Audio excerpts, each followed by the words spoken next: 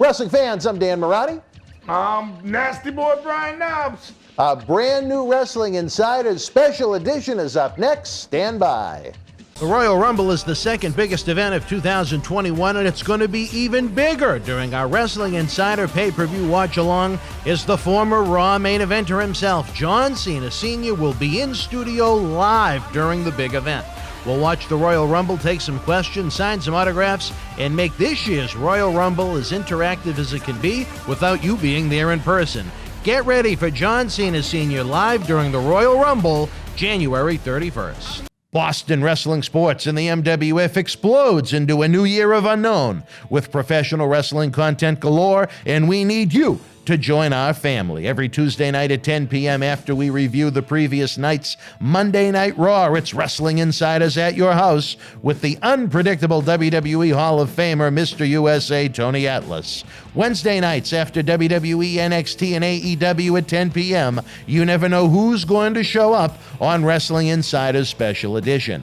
Every Thursday night at 10 p.m. after our NXT and Dynamite review, it's Marty Jannetty's No Holds Barred Sex, Drugs, and Rock and Roll journey through the 80s and 90s on Wrestling Insiders Party with Marty. Friday nights after the lights go down at the Thunderdome on SmackDown, it's John Cena Sr.'s Wrestling Insiders Fabulous Fridays. Plus, look for classic clips, bonus live episodes, pay-per-view watch-alongs, and more. If you want early, ad-free access to all of our Wrestling Insider talk shows, our acclaimed studio shoot interview DVD library, and to help keep wrestling legends working during the worst of times, for less than a cup of coffee at Starbucks, join our growing family at patreon.com/Boston Wrestling. Expect the unexpected in 2021.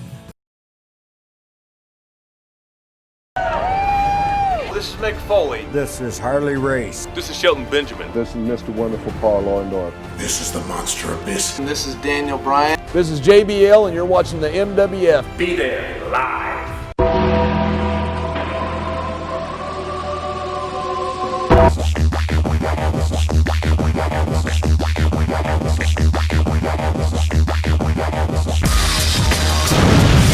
All right, wrestling fans, welcome back to Wrestling Insiders. Very happy to have Brian Knobs of the Nasty Boys with us here in studio. You guys have wanted him for a while. Here he is. Well, thank you for having me. I appreciate it. Hopefully the first of many visits to come. Yes, definitely. This place is unbelievable. Awesome studio. I hopefully someday it'll be under my name, but I doubt it. Yeah. But I'm happy to be here nonetheless. We've produced a lot of great content over the past 19 years, Brian. Usually in this show right about now, we're trying to take a look at the great times in the what was WWF, now WWE. Of course, almost like a tree, your career has many branches and places and leaves that it's been, so we'll see what direction the great adventure takes us. But we'll start from the beginning. December of 1990, you had the Ultimate Warrior as the World Wrestling Federation Heavyweight Champion. Mr. Perfect was the Intercontinental Champion. Bret Hart and Jim the Anvil Neidhart, the Tag Team Champions. WWF was in a bit of a rut. 1990 was not a great year at the door. And to try and freshen things up in the fall of 1990, Vince McMahon gave notice to over a dozen stars, and a lot of new faces started to pop up. And as noted, in December, one of the final TV tapings of the year was the debut of recent WCW superstars, Brian Knobs and Jerry Saggs. How did it come to be? What brought the Nasties to the World Wrestling Federation? The match between the Steiners, Halloween Havoc, WCW, 1990. Anybody want to look at that? Go to the network. They have it. Awesome match. We went about 24, 25 minutes, and it was crazy. And a great match. They're great guys. They're great wrestlers, and we had a program going with them. And after that match, about a week later, Hulk called me and said, "Hey, Vince wants to talk to you and wants you to bring you guys up." And I told him he was full of shit and he was bullshitting me. And he goes, "No, I'm serious. He's going to call you." And in about 10 minutes, Vince called me and we had a conversation and said he'd like to have us come up there. And, I said, "Well, they're working on a contract right now and this and that." And then he goes, "Well, I have just no money contracts, but I guarantee you'll make probably 3 to 4 times more than they're offering you. Wow. And he wasn't lying. So, you know, we said yes. So WCW had you guys in a pretty good position, but you weren't under contract. Yeah, we were just like not like a 2 or 3 year. We were just on a little short-term contract, one. And then all of a sudden, right after that Steiner match, they wanted to sign us, and they offered us this, and that was right after the Steiner match, and it happened so fast that before they had a chance to sit down with us and that, we were there for about 6 months, and Vince is calling. That's where you want to be. If you're a pro wrestler, you want to be in a WrestleMania. Right. That is kind of, if you were never at a WrestleMania and you're a pro wrestler, that's what you want to do. And at that time, they were only on 7. Now they're on, what, 35? It'll be 37 next 37. year. Wow, Unbelievable. isn't that something? So 30 years ago we were on, so. Did you guys, I think Jerry said when he was with us, you had a meeting with Hurd and Jim Ross to try and sign you? Yeah, then they, Jim Ross kind of, went to the Steiners, and because we weren't going to do the job on the way out because we're going to Vince, we just signed it, and the Steiners stuck with us, said, hey, man, these guys did everything we ever wanted. They're great guys. We love working with them, and whatever they want to do and how they want to finish it up. And it was a DQ on us, but, Jim Ross was plugging for us to get beat right in the middle before we go up there, and Steiner stuck with us. And wow. Yeah. Dude, that's impressive. Yeah. Well, we're good friends with Robbie and Scotty, so, and been good friends with them a long time. I mean, back in the day, when we first got there, they were supposedly hurting people, and all they were doing was they know how to wrestle. Both Michigan, Yeah. And me and Sag were barroom fighters. So we learned from Vern Gagne. So, we knew, from Vern and getting taught by Brad, we knew how to brawl and fight. And plus, we knew how to work. Yeah. They taught you how to work, every day working, these different territories, and going down to Jarrett's territory and working every day, and then driving on the road and talking over your matches. And that really helped. I mean, it really toned you up. So by the time we hit WCW, we were ready. We were ready to, we've been there. We've been Florida Championship Wrestling. We were in South Atlantic, and then, Memphis. Memphis, that's Jarrett. Jerry Lawler and Jerry Jarrett owned it. Right. Mid-South, So, all of these places, you worked every day, even Florida Championship Wrestling with Mike Graham and Steve Kernan, and Dusty came in, and that was before Dusty left to go up the WWE or WWF, and then they put the polka dots on him and stuff, and he got that over. So, you can't mess with the dream. He's a true legend. He made it work. Yeah, he made it work because they're getting funky like a monkey and pumped if you're real, baby, so... But then from then on, it was, right after that, they brought us right in in 1990, November, and I said it earlier that it was me, Sag, and Mark, Undertaker. Undertaker, yep. We all came in together in November, I think, like maybe middle or third week of November. We signed a deal with them, and then before you know it, we're wrestling the Bushwhackers, and it was all to get us ready for, WrestleMania. Now, and we didn't know that, though. I mean, we didn't know nothing. I mean, they asked me, and I don't know why Sag wasn't in it, and the Royal Rumble in 1991, and I thought, okay, they need somebody up. And then I look on the board, and the last 3 in the ring are me, Earthquake, and Hogan. I'm like, are you kidding me? And I found the power of Hulkamania to hearing the fans, and so, he goes, well, how do you want to go out? And I said, give me the big boot. And I'll go over backwards like this. And he said, you sure you can make that bump? You're pretty big. And I said, I definitely will make that bump. And, man, I didn't even touch that top rope. I was so amped up, you know what I mean? And it was me and Earthquake and him at the end. And then him and Earthquake had a little deal. And that's when they had their little, deal going on, and Yeah. I think Sarge came in at the end there to make the match for WrestleMania, you know, so. Now, what were your first impressions of Vince McMahon as you started to interact with him? Nice guy, knew his stuff, and, you know, like any other boss, you know.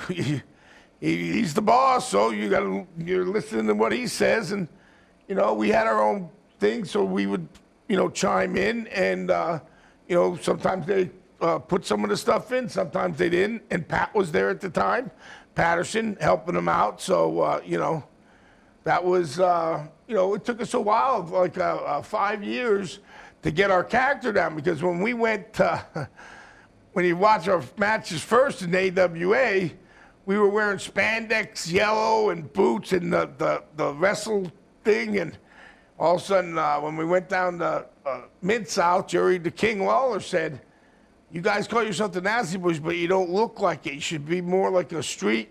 And then that's what gave us the thing to put sweatshirts, splash them up, Nasty Boys. And another thing is to cover our bodies up, only our arms stuck Right. out.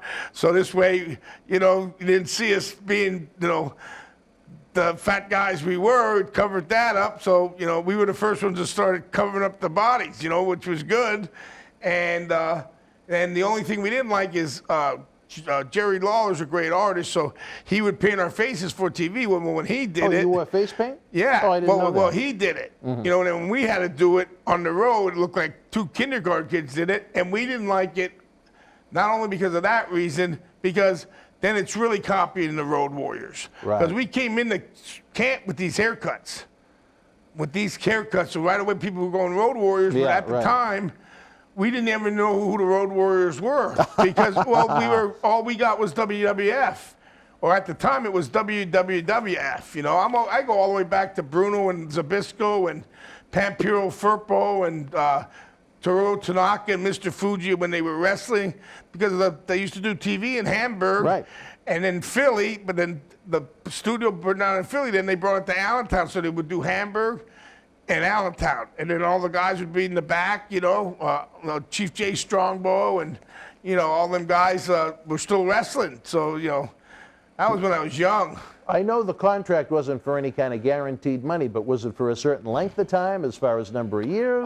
You know what? I don't remember. I think it was. I think it was for like 3 years maybe. Might have been a 3-year contract. I don't remember. I just know it was no money, but Right. you know, But we that was- made money. Right. Now, did they ever, where you had prior usage of the Nasty Boys, it would be a gimmick that you could go on to own, as you still do to this day. Yeah. Did they ever pitch a character to you that they could own or tweak it, or no? They just wanted the Nasty Boys. That match said it all. But they must have been watching before that, but that match is what put it over the top.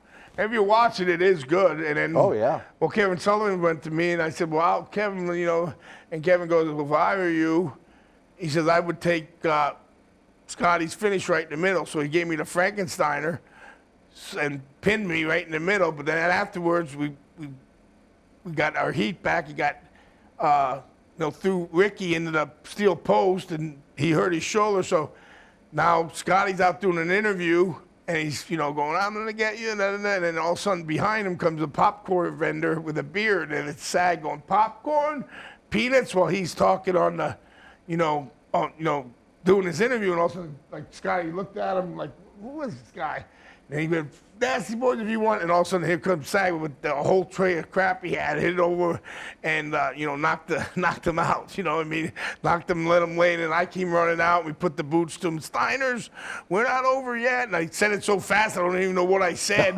And it sounded like a big blur. But, yeah, and then another thing we did on our own there was when we had the signing in Chicago, we took their belts and knocked them over the head with them. That's the first time anybody really laid the Steiners out. So that helped to get to that match. So, you know, and it was all about that match. Right after that, man, you know, it wouldn't even take a week, but told you Hulkster called me. I thought he was really, you know, BSing me. Ribbing you, yeah. Yeah, ribbing me, you know, like, okay, right, thanks, yeah, right, Hulks. I said, all right, big man, thanks, you know. I said, no, he's going to call you, and he did like 5-10 minutes later.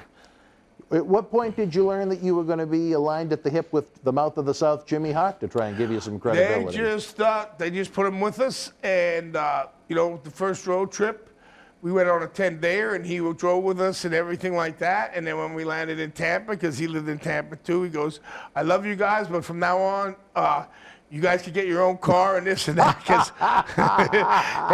because we were actually 3 of us in the room. We were doing that. Oh, you were even splitting the room together, the 3 of you? Me, Sag, and Jimmy. And then 10 days of that, Jimmy went, "You guys are on your own now. I taught you, this is how it is. So be on time, blah, blah, blah, blah, blah." But he's still one of the best managers, and we didn't have too many. We had Missy Hyatt, that Dusty gave us. But Jimmy actually helped us and still helps us to this day. He's still, me and him are still best of friends. We, talk to each other all the time. I call him the hardest working man in show business.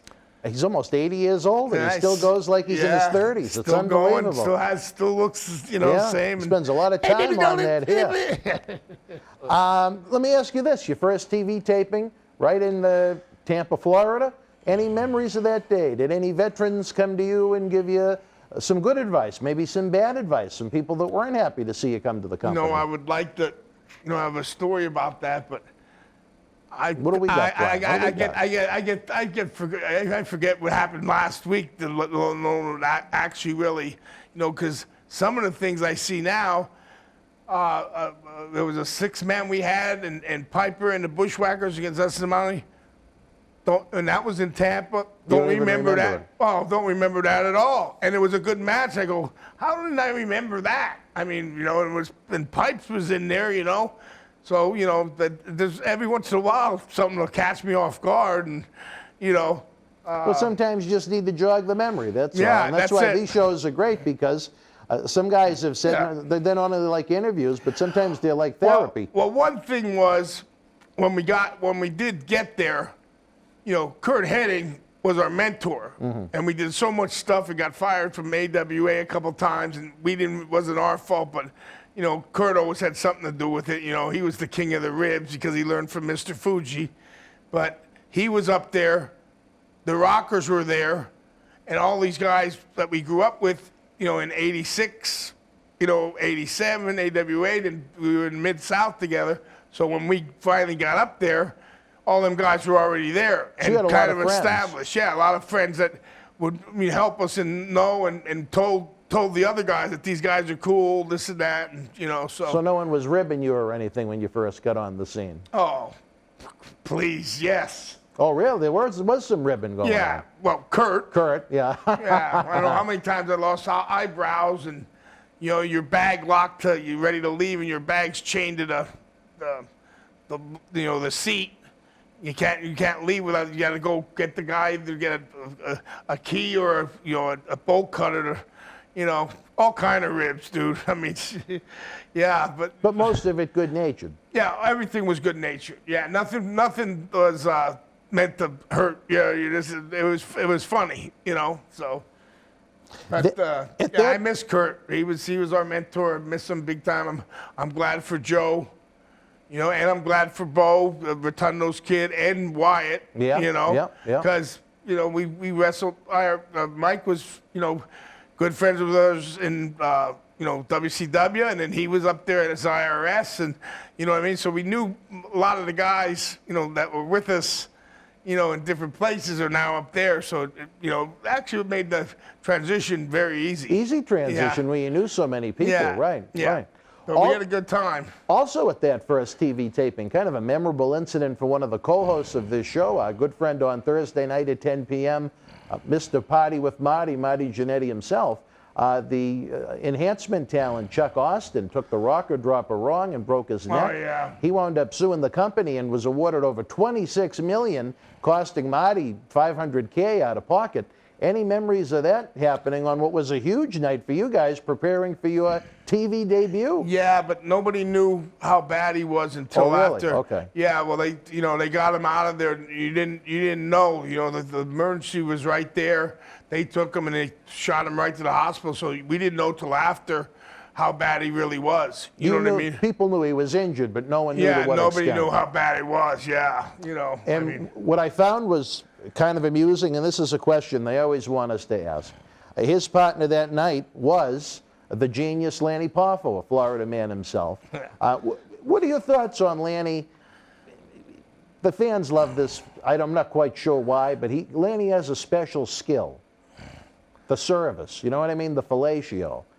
What is it about the self-service with Lanny that he enjoys so much? Did you ever witness it in the locker room? Or? No. You never witnessed it? no. No, all right. No. Well, many If have. you're talking what I think you're talking about. Yeah, servicing. Yeah.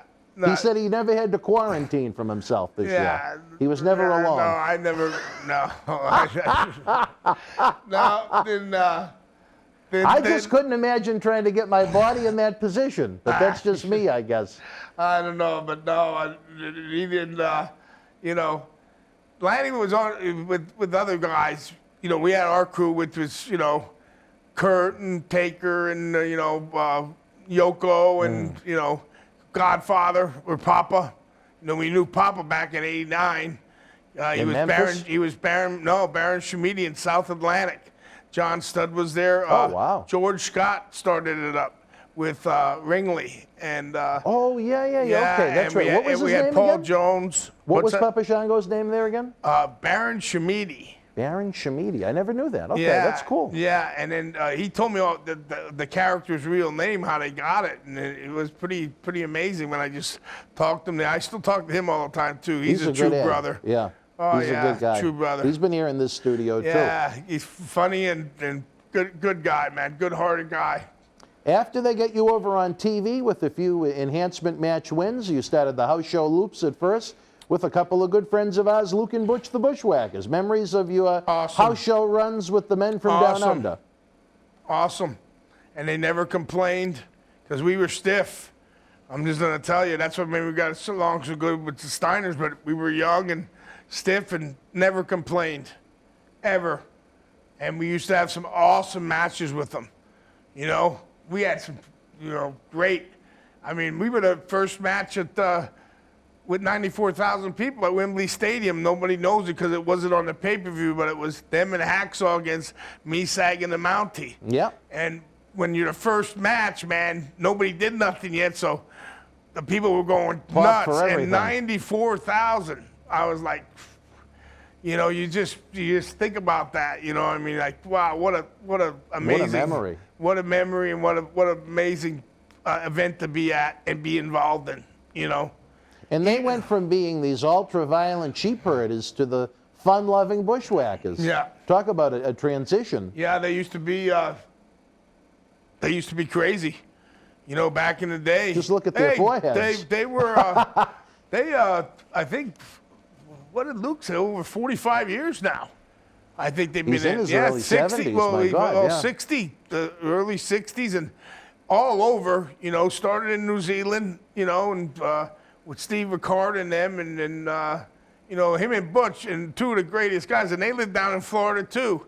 We all lived down there, so it was, Bushwhacker Beach. Yeah, so we could always get down there and, get together. So we always got together for, different affairs and birthdays and stuff like that, With Bushwhacker Butch, I don't know if you heard about this, but he's actually coming back to the States for the first time in quite a while to do a little mini tour this spring. That's what Luke told me. Yeah, that'll be great. I talk to Luke all the time, too. Yeah, Luke's a good guy. Oh, Luke was supposed to be with us for the drive, too. I was disappointed that we Yeah. weren't able to make that happen, but I'm still Yeah. hoping that as the day we tape this, that magic package arrives from Tampa, Florida, that he sent up that's been delayed because of the weather. But Yeah. Dan Luck, as I call it. Yeah. Dan Luck, as I call Well, it. the mail's been screwy, too. Oh, yeah. We are, so. But, yeah, Bushwhackers were great. We loved working with them. We had... I would say up to, so we started in December, going with the routine. So we went with them December, January, February, March, and then right there at the end of March, that's when we switched over to the Heart Foundation, Right, and we that didn't know program. that. A lot of guys, I think, got mad. I know, like the Road Warriors were there for a year and they still didn't have the belts. Right. Power and Glory, they were kind of, well, these guys just come in, they're young, and, so, but no problems at all, but it was just, Jealousy. we were just listening to Vince. He's Right. the owner. Hey, we didn't say nothing. We didn't know we were going to win or anything till, like maybe 2-3 days before, Oh, you had a heads up that you were going to go over. No, we didn't Oh, know. you didn't have a heads up. No, we didn't know what was going to happen, and we wrestled them only like 2 or 3 times before then, like at different house shows. But Couple of tune-up matches, right? Brett Stoll tells me that that's one of the best tag matches him and Jim had. Really? Was at WrestleMania 7. Oh, that's quite a compliment. Yeah, it is, especially coming from him. The Harts had a lot of great matches. Excellence execution, and he said that. And when I watch it back, all the spots we put in there, and with Jimmy involved and everything, and yeah, it was good. The only thing I regret is that the war broke out there, Right. And then it took us because that was supposed to be at the LA Coliseum. Right. So that would have been like 90 or 100,000 people. But they went to the sports arena, which was still good. You still had Collie McLaughlin in the audience, and you had all these movie stars, Fonzie, and Regis Philbin was there. He was on the show actually. Yep. Willie Nelson sang "America the Beautiful." Oh, we're going to get to WrestleMania 7 sooner than later. I can't Okay. wait for that. One that I wanted to ask you about, you mentioned that you debuted right around the same time as The Undertaker. What were your initial impressions of a gimmick-wise, of a dead man come to life, and did you think it would have a 30-year main event shelf life the first time you saw it? I thought it was special. Did you? Yeah, and that was totally made up from Vince. Vince made that character, and the way Mark could work, I knew he was going nothing but up. You know what I mean? And you never know, knock on wood, any times, he went through some injuries too. But, Lots of injuries. he's, he went, just kept going and, he let him heal on time. But back in the day, when we were young, we never, like I said, if you didn't wrestle, you didn't get paid. So a lot of guys wrestled hurt, just kept going. You had to. So now when you're older, you're going, wow, maybe I shouldn't have did that. But I don't regret anything, man. I had fun, and the fans enjoy it, and they still come up and tell me today. And you're talking 30 years ago. We've been in the business now, I think 35 years. We got in 85, 86 when we first broke in. So 35 years of the Nasties. Wow. Isn't that something? Yeah. What about, as you were entering, a man that was on his way out, the greatest intercontinental champion of all time, the Honky Tonk Man? Did you have any interactions with him, or were you just kind of crossing like chips in the night? Just knew him, yeah. We just kind of, bypassed him, like missed them, this and that, you know what I mean? And he always says nowadays with the internet and stuff and some of the stuff he says, I just, that's honky. He always has a lot to say. Yeah, that's honky. Can we take a break here in a minute? I got to take a leak. Well, you know what, wrestling fans? Beautiful. Right now, we'll take a brief timeout. We'll be back with the nasty boy himself, Brian Knobbs. Stand by. The World Wrestling Federation was live at the Worcester Memorial Auditorium in Worcester, Massachusetts, Thursday, January 27th, 1983. The opening contest, Salvatore Bellomo beat Charlie Fulton. WWF Tag Team Champion Chief Jay Strongbow with the win over Mr. Fuji via disqualification. Big John Studd defeated WWF Tag Team Champion Jules Strongbow. The Wild Samoans victorious over Rocky Johnson and S.D. Jones.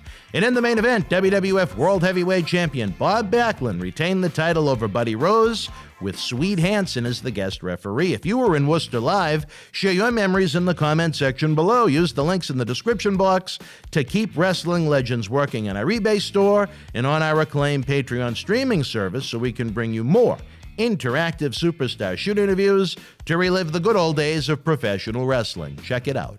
Boston wrestling sports in the MWF explodes into a new year with professional wrestling content galore and need you to join our family. Every Tuesday night at 10 p.m. after our Monday Night Raw review, it's Wrestling Insiders at your house with WWE Hall of Famer Mr. USA Tony Atlas. Wednesday nights at 10 p.m. after NXT and AEW, join rotating legends on Wrestling Insiders Special Edition. Every Thursday night at 10 p.m. after our NXT and Dynamite review, it's Marty Jannetty's no-holds-barred sex, drugs, and rock and roll journey on Wrestling Insiders Party with Marty. Friday night after SmackDown, don't miss John Cena Sr.'s Wrestling Insiders Fabulous Fridays. Plus, look for classic clips, history videos, bonus live episodes, pay-per-view watch-alongs, and more. For less than a cup of coffee at Starbucks, get early ad-free access to our Wrestling Insider talk shows, our acclaimed studio shoot interview DVD library, and help keep wrestling legends working during the worst of times. Join our growing family at patreon.com/Boston Wrestling. Expect the unexpected in 2021. Welcome back, wrestling fans. More great wrestling talk as we wrap up the Nasty Boys initiation of sorts into the World Wrestling Federation. Another gentleman, as you guys were coming in, two were headed out, Dusty and Dustin Rhodes. Dusty had a plum job waiting for him in WCW as the booker, but I mean, you talk about doing jobs on the way out. As Ted DiBiase needed knee surgery, Dusty Rhodes was doing clean jobs to Virgil on the way out. I was kind of taken aback by that, to have a legend like Dusty Rhodes putting Virgil over clean. You know, Dusty was a businessman, so to him it was nothing. You can't take a star off, especially if it's a house show or whatever. I mean, you know, because he went down there and then, you know, when he went to WCW, and we did the War Games with him and you know, Dustin and me and Sag against Terry Funk and Buckhouse Punk and Arn and did you see that? Haku was the other one? Haku was outside being Colonel Robert Parker's Fuller? manager. Oh, he was the Haku is the bodyguard. Yeah, That's right. the bodyguard. But to be in that deal and sold out, and to see at the end when the Dream comes in at the end to clean everybody's clock, and to be actually out there in the match, what a you know high that was for me and Sag, you know, because you could actually see the Dream, you know, and this was years past his prime when he was, you know, NWA, you know, doing his thing and all of that stuff. And they were crazy for him, man. It was just unbelievable, you know. And that was awesome. And another good one was me, Sag, and Rick Rude against Flair, Steamboat, and Sting. And that was another classic, you know. So all available on WWE Network now. Yeah. All the classics from that era. That's one good thing. Like I said, it's at least he didn't buy them. He just didn't he put them out, and people can look all that stuff up. So the people that liked you or hated you during the day, they want to show their kids that like the newer wrestlers. Well, this is what I used to watch. You know, the legends never die, as they say, right? Dude, when we did that hardcore against Max Payne and Cactus. We came back to the locker room. We thought it was such a great match, and Rick chewed us a new one in front of everybody, you know, the whole locker room at the Rosemont Horizon, and said, "What the F are you doing? Hitting each other, you know." And then that Tuesday, we had what was it called? Center Stage. And in front of all the boys, he apologized to us. He says, you know what? I was wrong. Because when I landed and got off the plane, the first thing my son Reed said was, hey, how is the Nasty Boys and Cactus Jack and Max Payne? How are they doing? Because it looked like we killed each other, and Zag hit Cactus over the head at the end with the shovel, because the finish was supposed to be him going, doing the pile driver through the table, but the table broke. So then Sag pushed him off that ramp and jumped down and hit him over the head with the shovel while I'm still doing something with Max in the back there. But when you know Rick came home, that's all Reed wanted to know about was that match. And he wrestled, I forget who he wrestled that night. I don't know if it was Steamboat. Yeah, he wrestled Steamboat. So, you know, so he said, hey, And I thought that took a lot, you know, because Rick was the booker at the time, and he said, hey, I have to apologize to you guys for doing what I did to Rosemont. He said, because that's all my son could talk about was your match, you know. Respect. Yeah. Very good. And that was a great series of matches. And then the next month after that, it was Cactus and Sullivan. Yeah. So those were really some great brawls. Sully got himself in there. Bye-bye next pin, yeah. And I guess me and Cactus went through something, and Kevin grabbed Sag and said, you know, do the finish to me. You know, and no, the finish was supposed to be with Cactus, and Cactus is getting the win because Cactus was, you know, in the program with us all in months. Kevin just came in, you know. And then with Dave Schultz, I don't know if you're a hockey fan, but not Dr. D, Dave the Hammer Schultz, Broad Street Bullies, you know. So that was another awesome deal, you know. And then commentating it, Jesse the Body, and I think Tony Schiavone. Schiavone, this is the craziest, wildest match, wilder than the Crusher and the Bruiser ever thought of having or something, and, you know, gave us really good compliments. It was a great soundtrack to what you were trying to do. Yeah. Almost instead of a theme song, you had two great announcers describing to the fans at home what was going on. Yeah. And I mean, even back in the day when, you know, Gorilla and them, I mean, you know, you can't take nothing away from the announcing teams, you know what I mean? Then when I was small, Vince was the guy doing the interviews, you know? When his pop was still living. Came full circle, right? Yeah. Absolutely. Yep. All right, wrestling fans, that pretty much brings us to the conclusion of basically how the Nasty Boys came to be in the WWF. We're going to start to take a look at the World Wrestling Federation in 1991 when Brian Knobbs joins us again. For my new partner in crime over here, the Nasty One himself, I'm Dan Marty. Until we speak again, folks, you and yours, be well, stay healthy. And nasty. The Royal Rumble is the second biggest event of 2021, and it's going to be even bigger. During our Wrestling Insider pay-per-view watch-along is the former Raw main eventer himself. John Cena Sr. will be in studio live during the big event. We'll watch the Royal Rumble, take some questions, sign some autographs, and make this year's Royal Rumble as interactive as it can be without you being there in person. Get ready for John Cena Sr. live during the Royal Rumble, January 31st.